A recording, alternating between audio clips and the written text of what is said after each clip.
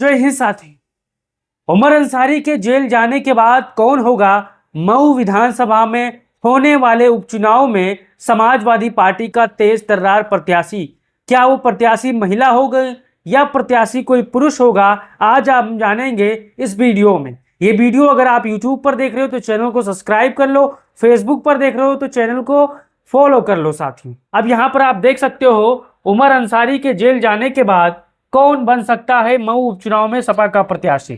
जैसा कि आप जानते हो भारतीय जनता पार्टी वाले छल कपट करके किस प्रकार से विपक्ष की नेताओं की सदस्यता खत्म करवाते हैं और कोर्ट में अपना आदमी फिट करके उनको सजा करवाते हैं। ये आप सभी देखे होंगे, चाहे वो आजम खान हो, इरफान सोलंकी हो या मुख्तार अंसारी हो, अफजाल अंसारी हो, रमाकांत यादव हो या फिर गुलशन यादव हो या तमाम समाजवादी पार्टी के नेता हो, लगातार इसी चीज का शिकार हुए हैं। भारतीय जनता पार्टी ने तो रास्ता बता दिया है कि जब आप सत्ता में आइएगा तो इसी काम को दोहराइएगा। अब चलिए जान लेते हैं कि यहाँ पर कौन हो सकता है। अब ये दो चेहरे, दो नया नाम, नुसरत अंसारी और निकहत अंसारी।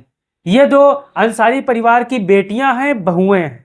लगातार राजनीति में नुसरत अंसारी सक्रिय हैं, लेकिन वहीं दूसरी तरफ निकहत अंसारी राजनीति से उनका दूर दूर तक कोई वास्तव नहीं है।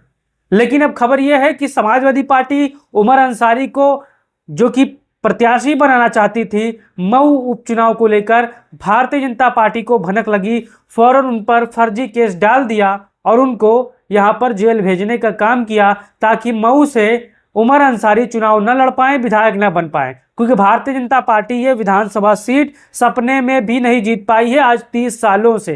अब चलिए जान लेते हैं सीट का जातीय समीकरण क्या है, उसके बाद आगे जानेंगे।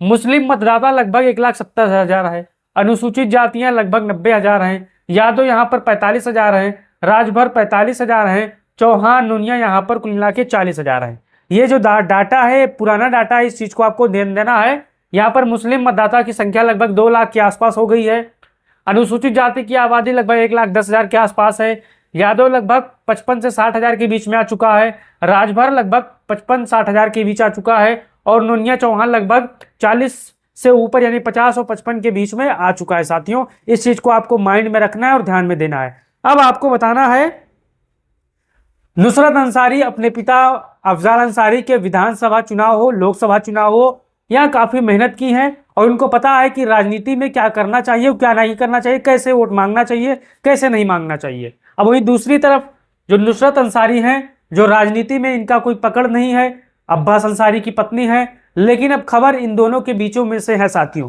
कौन बन सकता है जो कि यहाँ का यानी मऊ उपचुनाव का उम्मीदवार? अब ज्यादा की ज्यादा जो सूत्र बता रहे हैं, जो खबरें आ रही है कि अफजाल अंसारी की जो बेटी है नुसरत अंसारी जो कि मऊ उपचुनाव में फिलहाल के लिए इनको उम्मीदवार अखिलेश यादव बना सकते हैं, ये खबर आ रही है। लेकिन एक खबर ये भी है कि जेल में रहकर अफजाल अंसारी के जो भतीजे हैं उमर अंसारी, वो अपने पिता जो मुख्तार अंसारी की तरह जेल से रहकर चुनाव लड़ सकते हैं और चुनाव भी जीत सकते हैं। अब ये खबर है साथियों।